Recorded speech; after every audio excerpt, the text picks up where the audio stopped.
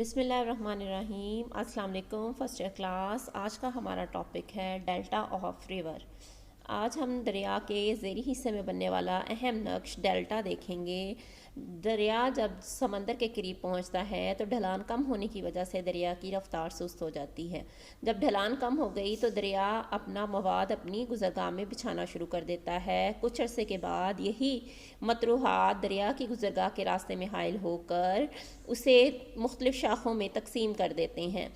یہ ڈیلٹا یونانی زبان کا لفظ ہے جسے تکون کی شکل میں لکھا جاتا ہے۔ دریا جب میدانی منزل طے کرنے کے بعد سمندر کے قریب پہنچتا ہے تو وہ مختلف شاخوں میں پہلے دو بڑی شاخوں میں تقسیم ہوتا ہے اور پھر اس کے بعد چھوٹی چھوٹی کئی شاخوں میں تقسیم ہو جاتا ہے۔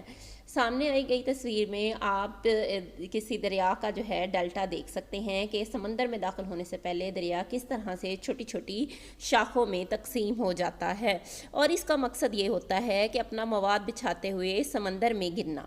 سمندر میں کے قریب مواد کی طے نشینی سے تکون کی شکل کا ایک قطع زمین سمندر سے اوپر ابھر آتا ہے جسے ڈیلٹا کہتے ہیں۔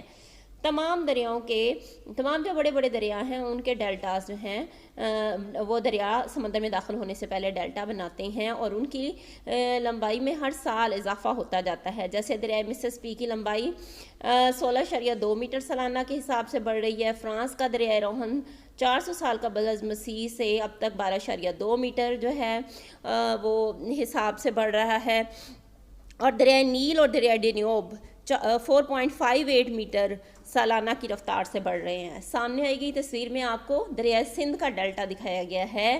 دریائے سندھ جو ہے مختلف شاخوں میں تقسیم ہو کر ڈیلٹا بناتا ہوا بحر عرب میں جا گرتا ہے۔ اس کے بعد ایک جو ہے نمایاں فیچر ہے دریا کے گزرگاہ کا، یہ ہے ریجیوینیشن یا تجدید شباب۔ دریا کی زیریں منزل میں ہم نے پڑھا ہے کہ پانی کی رفتار سست ہو جاتی ہے۔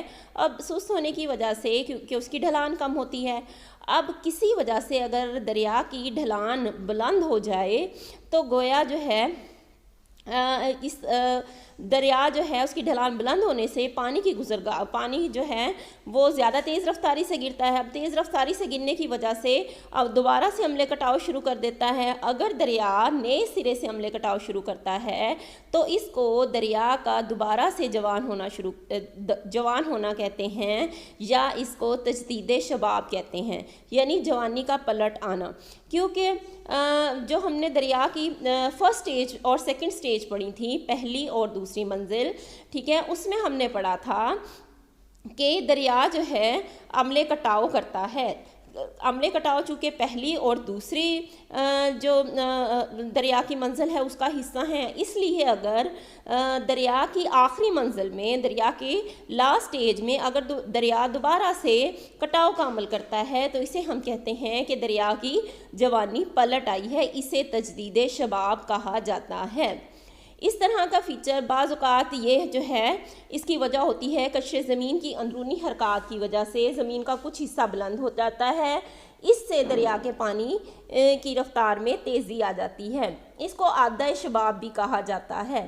دریا کی طے کی ڈھلان جو ہے سمندر کی سطح کے ساتھ ساتھ آہستہ آہستہ ہموار ہوتی جاتی ہے، یعنی دریا سمندر کے جو ہے لیول تک پہنچ کر بنیادی سطح کی صورت اختیار کر لیتا ہے۔ اگر اس سے پہلے جو ہے اس کی گزرگاہ کا کوئی راستہ بلند ہو جائے اور دریا اس بلندی کے ساتھ جب ڈھلان کے ساتھ نیچے کی طرف آتا ہے تو اس کی وجہ سے دریا کی گزرگاہ بلند ہونے کی وجہ سے دریا اگر دوبارہ سے عملے کٹاؤ کرتا ہے تو اس کو ریجیوینیشن یا تجدید شباب کہتے ہیں۔ اس کے بعد نیکسٹ ہمارا ٹاپک ہے دریاؤں کی اہمیت۔ تمام دریا جو ہیں اپنی گزرگاہ میں سے جو ہیں پہاڑوں سے زرخیز مٹی جو ہے وہ اپنے ساتھ لاتے ہیں اور اپنے ارد گرد کے سیلابی میدانوں میں وہ بچھاتے ہیں، جس سے جو ہیں ارد گرد کے علاقے جو ہیں وہ زرخیز مٹی کی نئی طے ان میں ہر سال بچتی ہے۔ اس طرح سے زرخیز مٹی کی طے بچ جانے کی وجہ سے کیا ہوتا ہے، کسانوں کو اور زراعت کو بہت زیادہ فائدہ حاصل ہوتا ہے۔ زمانہ قدیم سے اور موجودہ زمانے میں بھی انسانوں اور اقوام کو دریا سے کافی زیادہ فائدہ حاصل ہوا ہے۔ اب ہم جتنے بھی جو ہیں پرانی تہذیبیں ہیں وہ سب جو ہیں دریاؤں کے کنارے ان کے آثار ملتے ہیں، جیسے جو ہیں دریائے دجلہ اور فرات، دریائے چین میں دریائے ہوانگ ہو، برصغیر میں گنگا، اور پاکستان میں سندھ، یہ پرانی تہذیبوں کے مرکز تھے.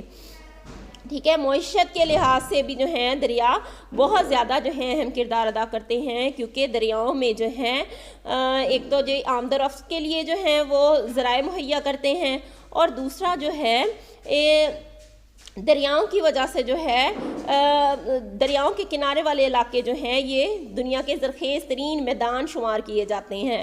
اسی وجہ سے جو ہے دنیا کے سب سے گنجان آباد علاقے جو ہیں دریاؤں کے کنارے پر ہی پائے جاتے ہیں. اس کے علاوہ دریا جو ہیں آمد و رفت کے لیے آبی شاہراہیں ہیں اور ان کے کناروں پر بڑے بڑے شہر آباد ہو گئے ہیں. اس کے علاوہ دریا جو ہیں تازہ پانی کا سب سے بڑا ذریعہ ہیں. دریاؤں کے پانی کو ہی باندھ کر ڈیم بنا کر ذخیرہ کیا جاتا ہے، اور خشک سالی اور قحط کے دوران اسے استعمال کیا جا سکتا ہے. آج کے لیے اتنا ہی. First year. اللہ حافظ.